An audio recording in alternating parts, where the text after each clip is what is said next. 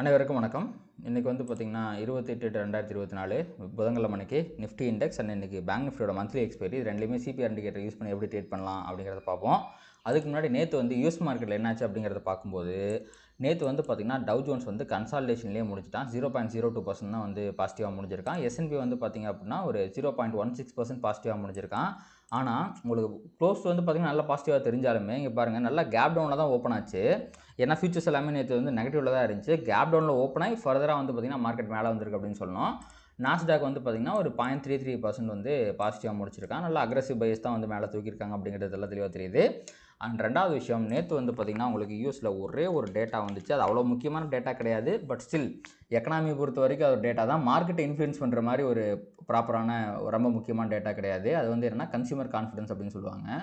So yesterday இங்கே பாருங்கள் இது வந்து பார்த்திங்கன்னா ஃபோர்காஸ்ட் வந்து 100.9 தான். ஆனால் இங்கே வந்திருக்கிறது வந்து பார்த்திங்கன்னா 103.3. கன்சூமர் கான்ஃபிடன்ஸ்லாம் ஒன்றும் கிடையாது. இப்போ கையில் காசு இருந்துச்சுன்னா அதை செலவு பண்ணுறதுக்கு எத்தனை பேர் ரெடியாக இருக்காங்க அப்படிங்கிறது தான் இது. சப்போஸ் அது வந்து செலவு பண்ணுறதுக்கு நிறைய பேர் ரெடியாக இல்லை அப்படிங்கும்போது வந்து உங்களுக்கு அவங்க வந்து அச்சச்சோ உங்களுக்கு வந்து இன்ஃப்ளேஷன் அதிகமாக இருக்கோ அப்படிங்கிற மாதிரி இருந்தால் தான் வந்து இந்த மாதிரிலாம் பண்ணுவாங்க. ஸோ அவங்க ஸ்பெண்ட் பண்ணுறாங்க அப்படின்னா இன்ஃப்ளேஷன் வந்து கட்டுக்குள்ளே தான் இருக்குது அப்படிங்கிறதான் அர்த்தம்.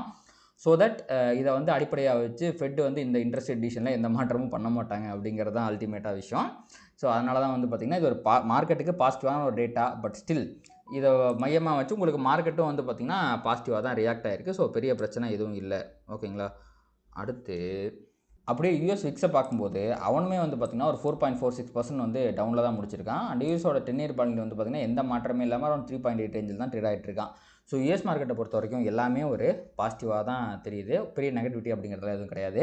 அடுத்து நம்ம அப்படியே ஏடிஆர் பக்கம் வந்தீங்க அப்படின்னா இங்கே நேற்று மார்க்கெட்டில் ஹெச்டிஎஃப்சி ஃப்ளாட்டாக முடிஞ்சிருந்தான். ஐசிசி வந்து 1% பாசிட்டிவாக முடிஞ்சிருந்தான். இன்ஃபோசிஸ் வந்து 1.28% பாசிட்டிவ் அண்ட் விப்ரோ வந்து 0.5% நெகட்டிவில் முடிஞ்சிருந்தான். இதுவே நீங்கள் யூஎஸில் பார்க்கும்போது இங்கே இருக்குது. ஸோ யூஎஸில் வந்து பார்த்திங்கன்னா இன்ஃபோசிஸ் வந்து 1.6% பாசிட்டிவ், ஐசிசி வந்து இன்லைன் தான், ஹெச்டிஎஃப்சி வந்து கொஞ்சம் கம்மியான நெகட்டிவில் முடிச்சிருக்கான், விப்ரோவுமே கம்மியான நெகட்டிவில் முடிஞ்சிருக்கான். ஸோ 4 ஏடிஆருமே வந்து இன்றைக்கி ஒரு பாசிட்டிவ் சைன்ஸை தான் வந்து கொடுக்குது. நம்ம மார்க்கெட் இருந்ததை விட அங்கே ஏறி தான் முடிச்சிருக்காங்க. இதுவுமே மார்க்கெட்டுக்கு ஒரு பாசிட்டிவான விஷயம் தான்.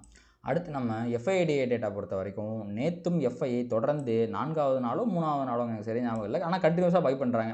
1500 கோடி அமௌண்ட்டுங்கிறது கொஞ்சம் பெருசு தான். அதை பை பண்ணியிருக்கிறாங்க. ஆனால் திடுக்கிடும் தகவலாக டிஏ வந்து நேற்று வந்து செல் பண்ணியிருக்காங்க. 604 கோடி செல் பண்ணியிருக்கிறாங்க. பட் நெட் இன்ஸ்டியூஷன் ஃப்ளோ இன்னுமே பாசிட்டிவாக தான் இருக்குது. அது மார்க்கெட்டுக்கு பாசிட்டிவான விஷயம் தான்.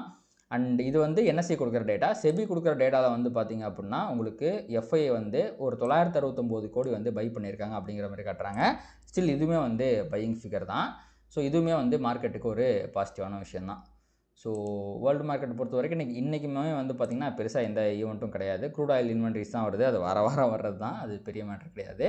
அண்ட் இப்போதைக்கு ஸ்டாக் ஃபியூச்சர்ஸை பொறுத்த வரைக்கும் யூஎஸ் மார்க்கெட் எல்லாமே வந்து ஃப்ளாட்டாக இருக்குது. உங்களுக்கு வந்து நாஸ்டாக் மட்டும் லைட்டாக நெகட்டிவ் இருக்கான்.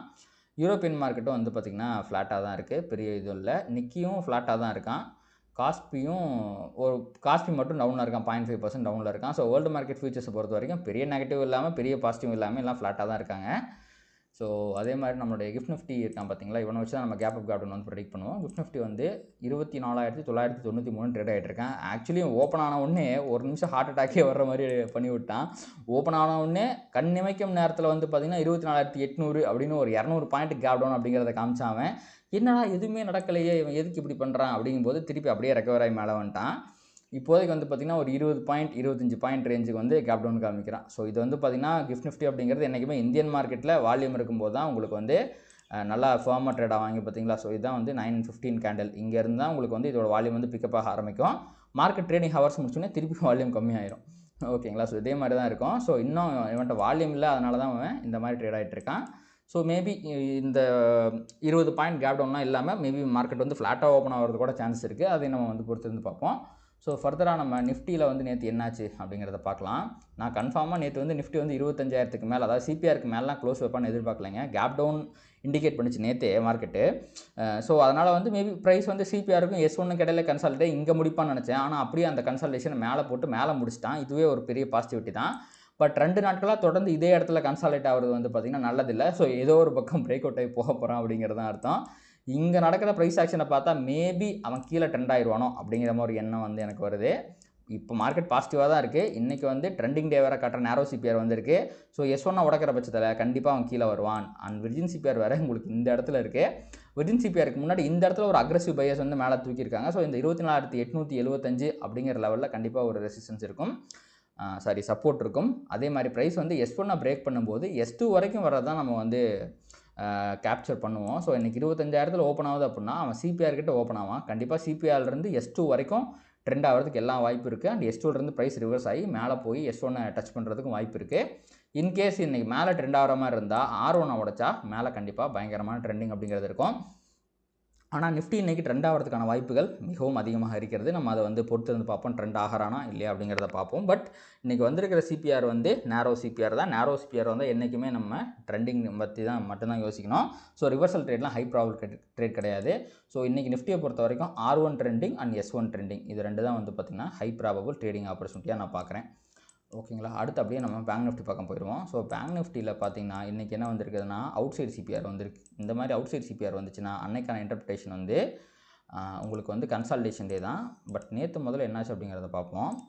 நேற்று வந்து பேங்க் நிஃப்டி பயங்கர வாலட்டைலாக இருந்தால் ஒரு டபிள்யூலாம் போட்டோம், பயங்கரமான டபிள்யூ. ஸோ இந்த மாதிரி பண்ணும்போது ஆப்ஷன் செல்லர்ஸ்லாம் பயங்கரமாக அடி வாங்குவாங்க இன்ட்ராடேயில் பண்ணுறவங்கலாம்.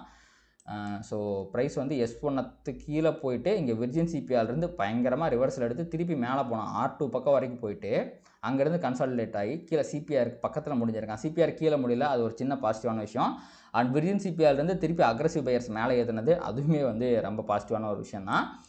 ஸோ இப்போதைக்கு அப்படி நீங்கள் பார்க்கும்போது பேங்க் நிஃப்டி வந்து பார்த்திங்கன்னா பாசிட்டிவ் ரெஜிமில் தான் இருக்கிறான். ஸோ ப்ரீவியஸ் டே லோவை தாண்டும் போது 900 தாண்டும் போது ஃபர்தராக உங்களுக்கு இந்த இடத்துல விர்ஜின் சிபிஆர் இருக்குது பார்த்தீங்களா 650, மேபி அது வரைக்கும் ஒஸ்ட் கேஸுக்கு போகிறதுக்கு வாய்ப்பு இருக்குது. பட் இன்றைக்கி வந்து அவுட் சைட் சிபிஆர் நம்ம டுமாரோ சிபிஆர் நம்ம பார்த்துருக்கோம் பார்த்தீங்களா. ஸோ அது அவுட் சைட் சிபிஆராக இருக்கிறதுனால இன்றைக்கி கன்சாலிடேஷனுக்கு தான் அதிகமான வாய்ப்பு இருக்குது.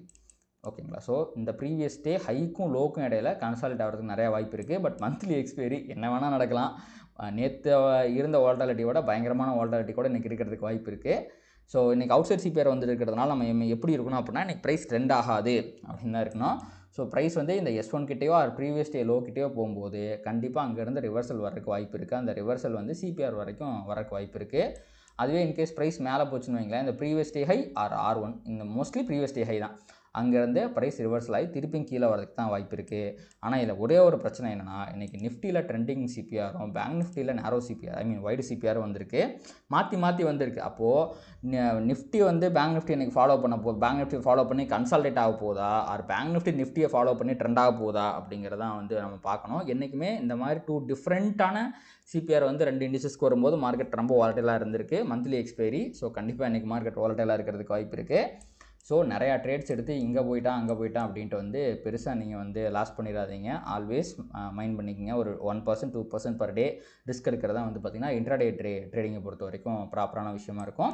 ஸோ நிஃப்டியில் நீங்கள் ட்ரேட் பண்ணுறீங்க அப்படின்னா ட்ரெண்டிங் ட்ரேட்ஸை வந்து ட்ரை பண்ணலாம், அதுதான் high probable trades. And bank நிஃப்டியில் நீங்கள் ட்ரேட் பண்ணுறீங்க அப்படின்னா ரிவர்சல் ட்ரேட்ஸை ட்ரை பண்ணணும், அதுதான் ஹை ப்ராபபிள் ட்ரேட்ஸ். ஸோ அவ்வளோதாங்க. மற்றபடி பெருசாக வந்து மார்க்கெட் ஹவரில் ஏதாவது ஒரு நியூஸ் வந்து அதனால் மார்க்கெட் பெருசாக இன்ஃப்ளூயன்ஸ் ஆகுமான்னு கேட்டிங்கன்னா அந்த மாதிரிலாம் ஒன்றும் கிடையாது. ஸோ மந்த்லி எக்ஸ்பைரி அதை மட்டும் ஞாபகத்தில் வச்சு ட்ரேட் பண்ணுங்கள். அண்ட் கண்டிப்பாக இந்த வீடியோ உங்களுக்கு வந்து யூஸ்ஃபுல்லாக இருந்திருக்கும் அப்படின்னு நம்புகிறேன். இந்த வீடியோ உங்களுக்கு பிடிச்சிருந்துச்சுன்னா அதை லைக் பண்ணுங்கள், கமெண்ட் பண்ணுங்கள், ட்ரேட் பண்ணுற மற்ற நண்பர்களுக்கும் ஷேர் பண்ணுங்கள். அது யூடியூப் அல்காரிதம் ட்ரிகர் பண்ணி இன்னும் நிறையா பார்வையாளர்கள் நம்ம சேனலுக்கு கொண்டு வந்து சேர்க்கும். நன்றி.